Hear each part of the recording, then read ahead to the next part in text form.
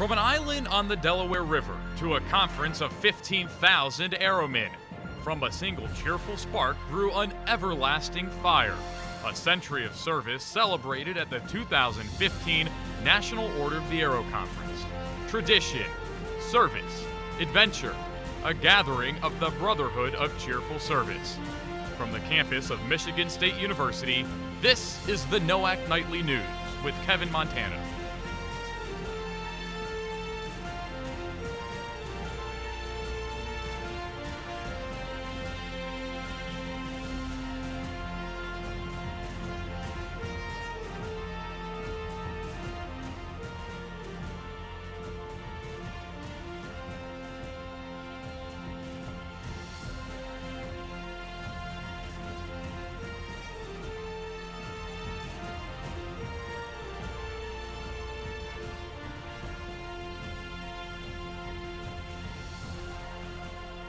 Good evening. Welcome to NOAC Nightly News. I'm Kevin Montano. Tonight, we will bring you a look into events around the conference, from history to adventure and everything in between. Let's begin. The Goodman Edson Observatory is officially open. At the GEO, as many call it, airmen can learn the history of the order through photos, videos, and exhibits showcasing a century of service. I took a trip there to find out what you can expect. Celebrates a century of service that began at Treasure Island Scout Reservation and continues at the Summit Bechtel Scout Reserve in West Virginia. The GEO consists of telling the story of 100 years of Order of the Arrow. And we start with Treasure Island, and we start with the story of Newingi the Willing, the first vigil kept by our founder, Ian or Goodman. You'll see amazing artifacts, things that no one has ever seen before. This painting behind us, the mural of Treasure Island, this was first shown at the 1936 equivalent of a NOAC national meeting. It was presented on September 5th, 1936, and now 79 years later, it's the first time it's making a public appearance off the island. It's been rescued off the island and has been to a conservator, and from here it's going to go to the National Scouting Museum to be on permanent display. Visitors to the observatory are encouraged to take home a commemorative pouch of soil from Treasure Island and ashes from the Summit Bechtel Family Scout Reserve. Airmen can also share the date and camp at which they were inducted, adding a personal touch to the exhibit. The goal of the Goodman Edson Observatory is really to kind of remember the past and the history of our order, starting all the way back with the Lenni Lenape and working up not only the past but also the various subsections of our order, such as OA history, also keeping in mind our past national officers, our other events that we offer, such as High Adventure, and really also focusing on the future, our next 100 years, how we can inspire that airman to go forth and make a difference in his chapter, in his lodge, and overall in our order. Ron Temple, the 1961 conference chief, feels the GEO is a special way to commemorate the centennial. Well, what it really points out to me is the importance of understanding history. Because when you understand history, you can see the tremendous progress we've made in scouting over the years. I mean, the principles that we had back in 1961, back in 1910, are the principles that we live by today, and that has had such a tremendous impact, not only in my life, but thousands and thousands of other scouts. So far, I've been able to see all kinds of patches, memorabilia, sashes, pins, totems, all from out the entire Order of the Arrow, ever since 1915 to 2015. History is just as much about looking forward as it is about looking back. Bill Topkiss looks forward to the next 100 years. Well, we learn from our history, and one of the things we all do and obligate ourselves as airmen is that we'll observe and preserve our traditions. And the GEO is the manifestation of that. It's a way to show how we observe our history and preserve it. So we also have archiving as part of it. There's a speaker series as part of this. And the exhibition, it's more than just patches. The patches aren't the story, they color the story.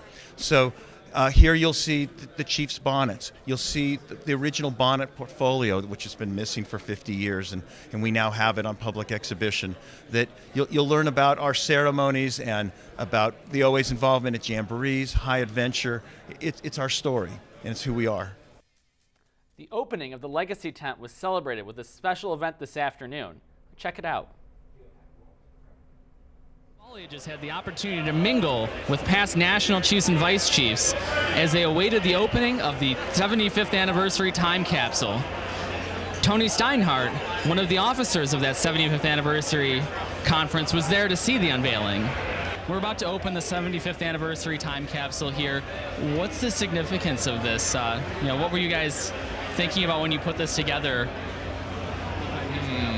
Well, I don't know. It was just an exciting event, just like this conference. It was 75 years on for the Order, and what we wanted to do was have a capsule put together that kind of was a safe place to put some mementos from our conference, but also what the Order meant up to then. And we're hopeful to have a couple surprises in there, so we'll see what's there, and hopefully it triggers some good memories for some folks and reminds everybody why we're here.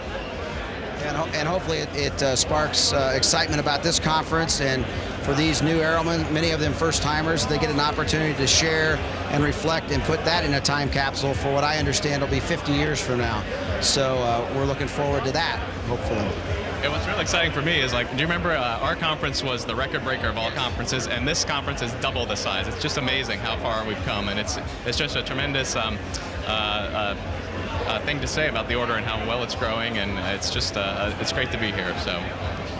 In what direction do you see the Order going and Scouting going in this new century of service we're entering?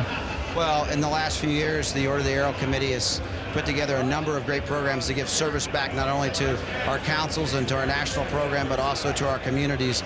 And I think you'll see more of that unselfish service to others in the next century.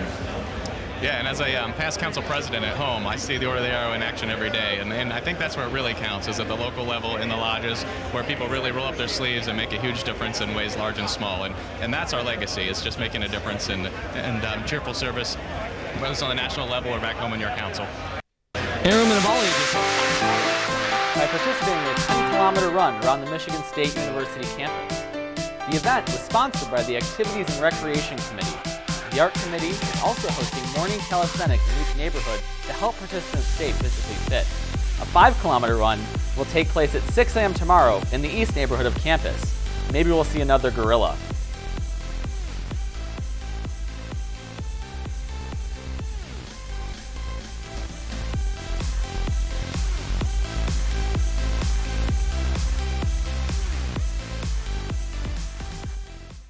Observe and preserve the customs and traditions of the Order of the Arrow.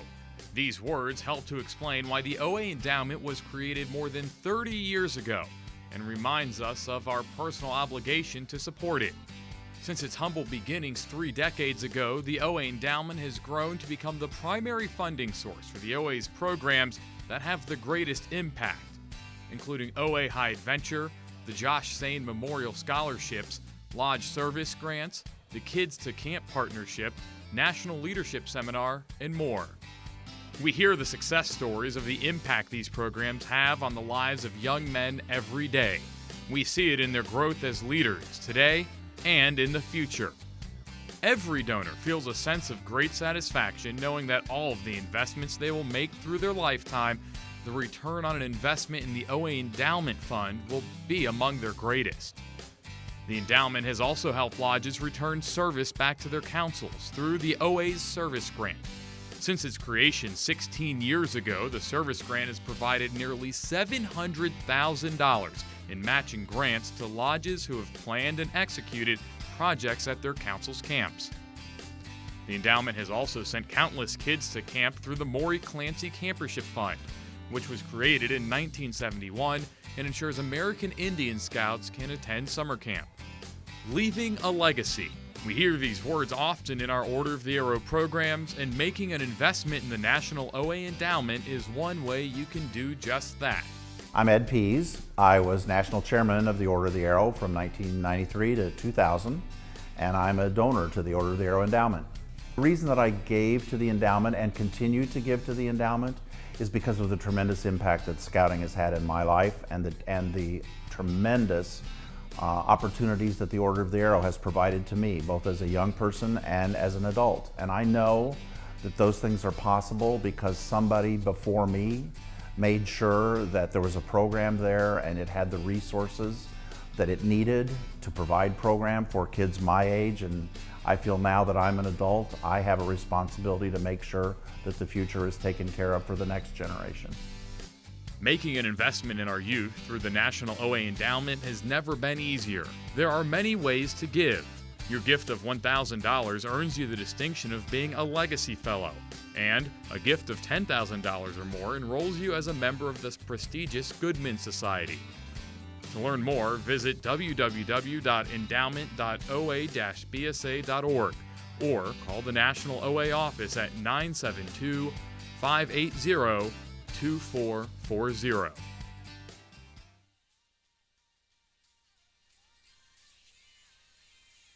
Welcome back. You're watching NOAC Nightly News. I'm here with Chief Scout Executive Wayne Brock. Wayne, thank you for joining us. Tell us, how does it feel to be at the Centennial Conference of the Order of the Arrow? Oh, it just feels absolutely wonderful. As I was thinking today, I've been in the Order of the Arrow over half of this time, 53 years, and I remember the 75th year anniversary. That's a lot of experiences had in the Order of the Arrow. What can you tell us about your experiences in the OA? What has resonated with you the most over these last 50 years you've been involved? Well, of course, as a youth member, the great experience that I had as a chapter chief, a lodge vice chief, and then as a scout executive in the local council, all the great service that the lodges did for the councils that I worked in. And of course, I remember the more recent things like Air Corps 5 in 2008 and the Summit Corps in 2011, the Jamboree. I could go on and on and on, the great things the Order of the Arrow does. The Order of the Arrow has so many wonderful experiences we had. How do you think is going to be our focus as we look forward to a new century? We've now been around for 100 years. We have our values, but what's next for the Order of the Arrow in your mind? Well, to me, the basic foundation of the Order of the Arrow is Brotherhood of Cheerful Service. So I definitely see the focus being in the next 100 years, cheerful service. Now, exactly what form that will take, it may be a little bit different, things we hadn't even thought of today, because who knows what the next century is going to have. What is the next step for the Order of the Arrow in scouting as a bigger picture? How do you think we continue to work to better the scouting movement? You know, we could not have a better relationship between the Boy Scouts of America and the OA. I mean, it's one and the same, but I mean, we work together with the National OA Committee in furthering scouting at the unit level. It's just a great relationship. How many National Order of the Arrow conferences have you been to? Actually, now, after I told you how long I've been in there, this is only my second conference. I was here last time and this conference. So even not making it to a NOAC, you still had so many fantastic experiences. It must be just so exciting for these kids that are going to get to walk into that arena tonight. Oh yes, and it's going to be very exciting for me. See, they think the show is going to be on the stage. To me, the show's out there in the arena, looking at those 13,000 scouts that are here, airmen. Absolutely. What are you looking forward to most during your time here at the conference? I know you're going to be here for a few more days. Oh, yes. Anything exciting planned? Well, but the most exciting thing to me is just to get around into the various exhibits and meet people, to spark them, Absolutely. to do all the fun things that are here. But it's just getting to meet people and be a part of it. I got a sneak preview last night of the museum, and it's just absolutely fabulous. Oh, absolutely. There's some great memorabilia in there, some great artifacts from the OA's 100 years. What lodge were you in as a youth? I was in the Croatown Lodge in the East Carolina Council. Yeah. Okay, and you said you served as a chapter chief. What else? What other leadership positions did you serve in, if you remember? Yeah, I remember being a lodge vice chief. It was administration. Oh, cool. Yeah. Very exciting that now you administer the entire Boy Scouts of America. Oh yeah, that's quite the jump. I can tell you, when I joined the Order of the Arrow 53 years ago, I had no idea that I'd be where I am today. But I think Order of the Arrow helped make the man I am. No question about it. Absolutely. How has scouting in general shaped your life? You know, you're the head of an organization that affects thousands and thousands of youth. How has that shaped you personally? Well, you know, one of the good things about the job that I have is that I get to see the best side of this world. I get to see the best side of people who just really care a lot about what they do, about the young people of this country. And so one of the things that has shaped me is just give me a positive attitude, because I know the great things that are happening out there. My father spent a career in law enforcement. He saw the other side of the country, and I saw the positive side. There's so much good we can do if we really put our minds to it. Oh, absolutely. And just here, if people think this country doesn't have a great future, they need to come here see you guys. You're going to be the future leaders of this country, so we've got a great future. Absolutely. We might have the next president of the United States sitting in that arena tonight. That's right. We're going to have the past Secretary of Defense sitting in the arena tonight, and I guarantee you, when he was an Order of the Arrow member, he had no idea that he would be. No idea where he would end up. That's right. That's so exciting. Can you tell us, what message would you want I know you're going to speak at this evening's show, but what message do you want, if you could give a one thought to our airmen who are going to be at the arena, but also those at home, what message do you want them to take away from the conference, but from our centennial in general?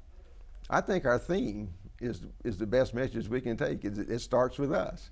And there used to be an expression about, I think somebody ought to do something, and then one day I realize I am somebody. So it's got to start with us. If not me, who? That's right. If not now, when? Somebody has to take that first step. That's correct. Right. We'll be right back. You're watching NOAC Nightly News.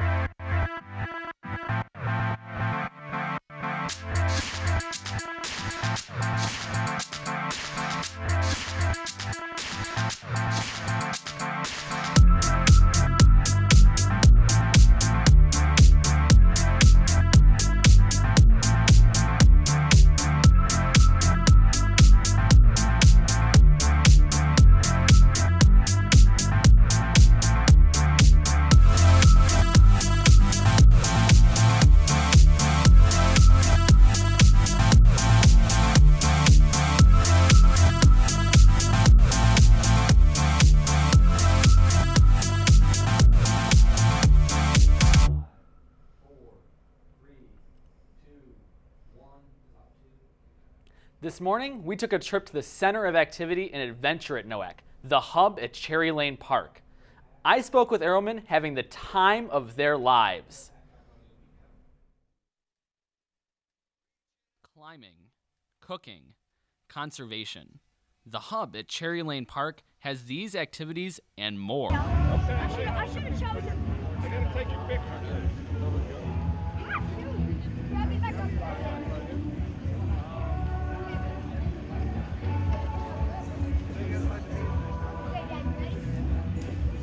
We did some spar pole climbing this morning, and we just finished rock climbing, and we went over there to that non-Newton stuff fluids, and walked on some cornstarch. It was fun. It was cold. Airmen can try their hand at multiple rock walls, and events require no pre-registration at the hub. The hub is aptly named. It is the center of activity, as airmen of all ages can find activities that fit their interests.